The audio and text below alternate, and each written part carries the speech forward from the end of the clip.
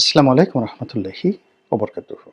সম্মানিত দর্শক, আলোচনার শুরুতেই শিরোনাম নিয়ে কিছু বলা আবশ্যক। এখানে ভারতের হিট লিস্টে জামাত। আমাদের দেশে হিট লিস্ট শব্দটি সাধারণত নেতিবাচক অর্থে ব্যবহৃত হয়। কাউকে টার্গেট করা, কাউকে ধ্বংস করা, কাউকে মেরে ফেলা। সাধারণত এ সকল বিষয় বোঝানোর জন্য সংবাদপত্রগুলো সাধারণত হিট লিস্ট শব্দটি ব্যবহার করে।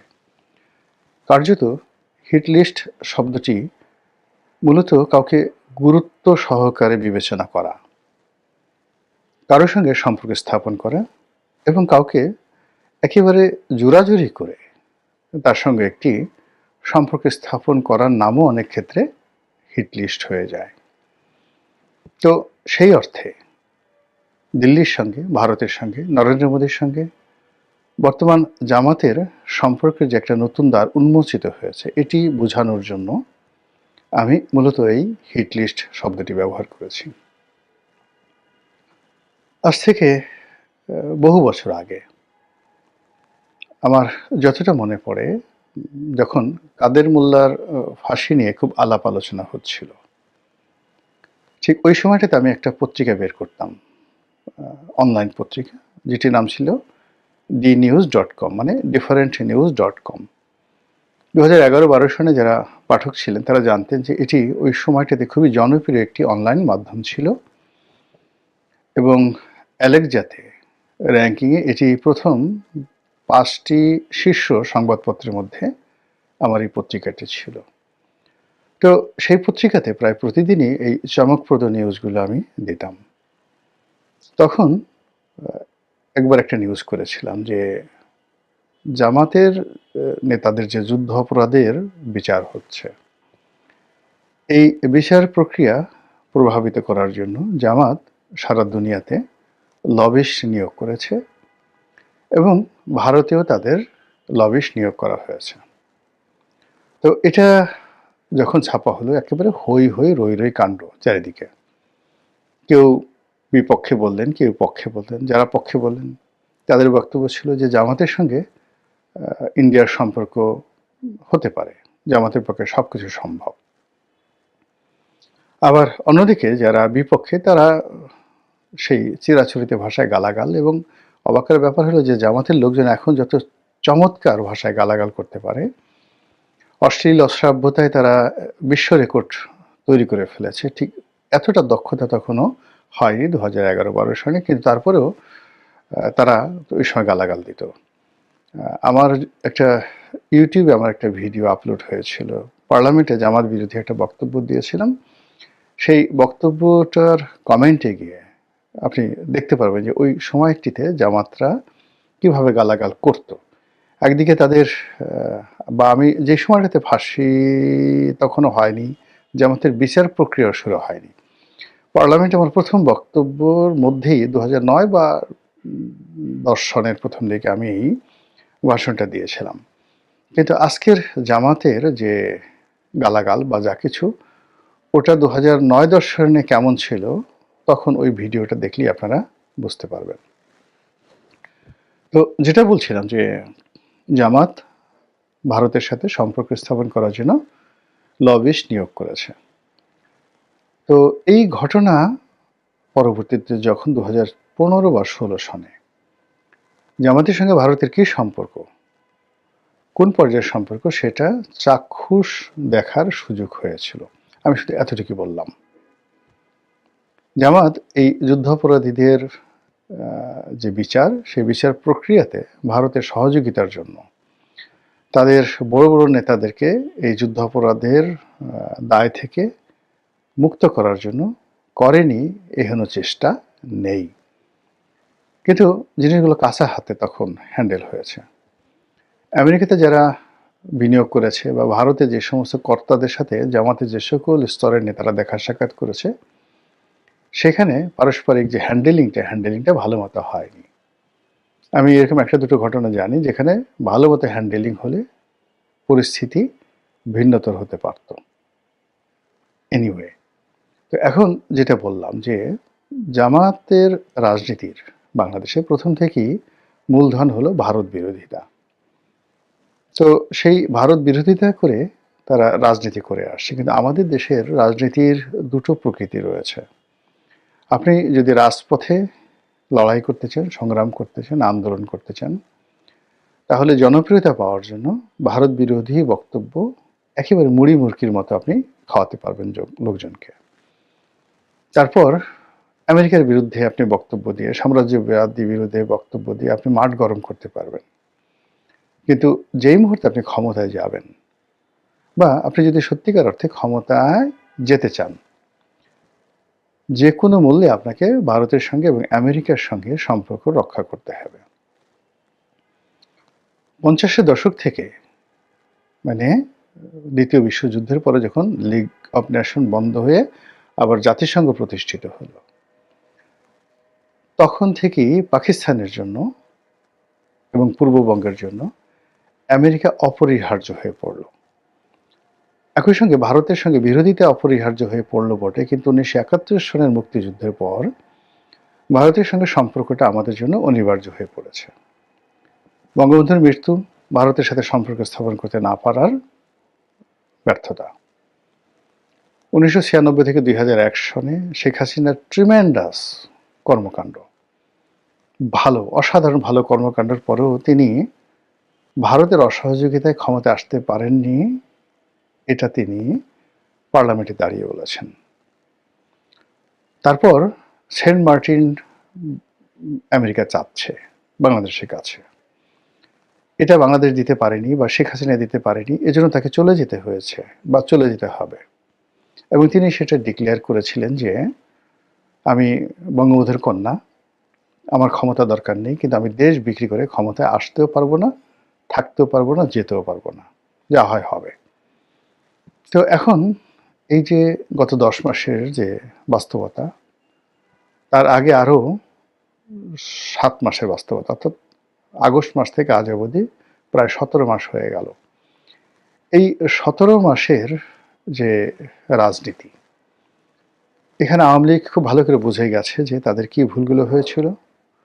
বিএনপি ঘুরে দাঁড়ানোর চেষ্টা করছে, জামাত ঘুরে দাঁড়ানোর চেষ্টা করছে, আর বর্তমান সরকার তারা হাড়ে হাড়ে অনুভব করছে যে ব্যর্থতাটা কোন পর্যায়ে পৌঁছে গেছে এবং এখান থেকে আসলে ঘুরে দাঁড়ানো সম্ভব কিনা সেটা নিয়েও তারা গবেষণা করছে।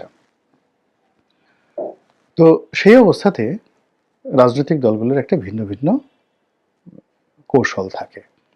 জামাতও সেই কৌশল অবলম্বন করছে। তাদের সঙ্গে পাকিস্তানের ঐতিহাসিক সম্পর্ক, তুরস্কের সঙ্গে কৌশলগত সম্পর্ক, সৌদি আরবের সঙ্গে কৌশলগত সম্পর্ক, এই সম্পর্কটি হয়তো অর্থনৈতিকভাবে কিংবা তাদের যে নীতিগত যে সকল সিদ্ধান্ত রয়েছে বা তাদের যাকে বলা হয় অ্যামিউজমেন্ট, সেই পলিটিক্যাল অ্যামিউজমেন্ট, রাজনীতির যে বিনোদন, সেই বিনোদনের জন্য এ সকল রাষ্ট্রের সাথে সম্পর্ক হয়তো কাজে লাগবে। আপনি একটা ভ্রমণে গেলেন, রাজকীয় মেহমান রূপে মক্কা মদিনাতে সফর করলেন, তুরস্কের সরকারি ভিসাতে গেলেন, 15 দিন সেখানে একটা প্লেজার ট্রিপ করে আসলেন, এটাকে বলা হয় পলিটিক্যাল অ্যামিউজমেন্ট। চায়না এই কাজগুলো করে খুব বেশি। বিভিন্ন দেশ থেকে তাদের পছন্দের মানুষদেরকে চীন দেশে নিয়ে ভীষণ রকমভাবে তারা আদর করেন, আপ্যায়ন করেন। আমি চীনের রাষ্ট্রীয় অতিথি হিসেবে একবার সেখানে গিয়েছিলাম, আমি এই জিনিসগুলো দেখেছি। কিন্তু ভারতের সঙ্গে যে বাংলাদেশের পলিটিক্যাল পার্টিগুলো, রাজনীতির যে সম্পর্কগুলো, এগুলো আসলে মানে বিকল্প নেই। এই সম্পর্কগুলো করতেই হবে আপনাকে যদি আপনি ক্ষমতায় যেতে চান এবং ক্ষমতায় থাকতে চান। স্বাধীনতার পর থেকে বাংলাদেশের অনেকের সঙ্গে ভারত সম্পর্ক করার চেষ্টা করেছে, কিন্তু কার্যত যেটা বাস্তবতা ভারতের জন্য নির্মম অভিজ্ঞতা, সেটা হলো একমাত্র জাতীয় পার্টি ছাড়া ভারতের সঙ্গে কেউ বিশ্বস্ত আচরণ করেনি। জাতীয় পার্টি এরশাদ সাহেব প্রথম দিন থেকে একেবারে মৃত্যু পর্যন্ত, আবার এরশাদ সাহেবের পর তার যে ভাই, যিনি এখন জিএম কাদের আছেন, জাতীয় পার্টির প্রেসিডেন্ট, আর তার যে সেক্রেটারি, মানে ওনারা সবসময়ই ভারতের সঙ্গে একটি বন্ধুত্বপূর্ণ এবং বিশ্বস্ত বন্ধুত্বপূর্ণ সম্পর্ক রক্ষা করার চেষ্টা করছে। ভারতের যদি সামর্থ্য থাকতো তাহলে জাতীয় পার্টিকেই কিন্তু তারা ক্ষমতায় রাখত। এবং দেখুন এখন ভারতের যতটুকু লিঙ্ক রয়েছে বাংলাদেশের বিভিন্ন রাষ্ট্রীয় মাধ্যমে, তারা সেই গত 17 মাসে জাতীয় পার্টিকে যেভাবে নিরাপত্তা দিচ্ছে, যেভাবে অপরিহার্য করেছে, এবং রাষ্ট্রীয় শক্তিগুলো কোনো অবস্থাতেই জাতীয় পার্টির উপর তাদের খড়গ তারা চাপাতে পারছে না। এবং জাতীয় পার্টির সব গ্রুপগুলো, অর্থাৎ যেগুলো ভেঙে গেছে, যে মূল যে শক্তিগুলো যারা আছেন, আনিসুল ইসলাম মাহমুদ, ব্যারিস্টার আনিসুল ইসলাম মাহমুদ, কাজী ফিরোজ রশিদ, মুজিবুল হক চিন্নু, শহীদুর রহমান ট্যাপা, তারপর যাকে বলা হয় রুহুল আমিন হাওলাদার, বলতে গেলে জাতীয় পার্টির যারা একেবারে সূর্য সন্তান, তারা সবাই জি এম কাদেরকে ছেড়ে গেছেন। এই অবস্থাতে মানে ভারত দুটো গ্রুপের সঙ্গে কিন্তু সম্পর্ক রক্ষা করে চলছে, এবং এই দুটো গ্রুপই তারা কেউ কিন্তু আওয়ামী লীগের মতো বাংলাদেশে মজলুম নয়, নির্যাতিত হচ্ছে না, বরং বিভিন্ন পক্ষ জাতীয় পার্টির অফিস ভাঙার চেষ্টা করেছে। তাদেরকে যে শিক্ষা দেওয়া হয়েছে, তাদের হাড্ডি গুড্ডির উপর যেভাবে থেরাপি দেওয়া হয়েছে, তারা ভুলেও আর কখনো জাতীয় পার্টির অফিস ভাঙচুর করতে যাবে না। তো এই হলো ভারতের সঙ্গে বন্ধুত্বের একটা নমুনা। সেই দিক থেকে তারা বিএনপিকে চেষ্টা করেছে, আওয়ামী লীগকে চেষ্টা করেছে, এবং এই বড় দলগুলো সবসময় মানে যখন প্রয়োজন তখন ভারতের সঙ্গে একেবারে দহরম মরম সম্পর্ক স্থাপন করেছে, আর যখন প্রয়োজন নয় তখন তারা ভারতকে জাস্ট বুড়ো আঙুল দেখানোর চেষ্টা করেছে। তো সেই অতীত অভিজ্ঞতার কারণে ভারত মনে করছে যে আগামীতে যদি ইসলামী দলগুলো, তার মধ্যে বিশেষ করে জামাত ইসলামীর সঙ্গে তাদের একটা সম্পর্ক স্থাপিত হয়, এবং জামাত যেহেতু একটা রেজিমেন্টাল ফোর্স, সংগঠিত একটি রাজনৈতিক শক্তি, আর অন্যদিকে ভারতে এখন যারা রাষ্ট্র ক্ষমতায় রয়েছে বিজেপি, তারাও কিন্তু একটি রেজিমেন্টাল ফোর্স। এবং আপনি দেখবেন যে উগ্রবাদী বলেন আর উদারনৈতিক বলেন, সারা দুনিয়ার উগ্রবাদী যারা, তাদের পারস্পরিক সম্পর্কটা হয়ে যায়, আর যারা উদারনৈতিক তাদের মধ্যে একটা সম্পর্ক হয়ে যায়।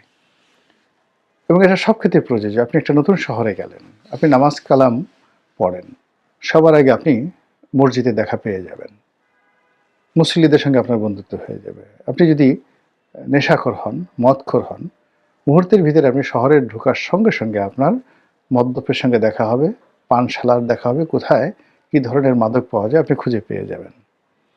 তো এ হলো মানুষের স্বাভাবিক বৈশিষ্ট্য। মানুষ যেরকম চিন্তা করে, যেরকম ক্যারেক্টারিস্টিক্স, তাদের সঙ্গে আসলে সেরকম মানুষের সম্পর্ক হয়ে যায়।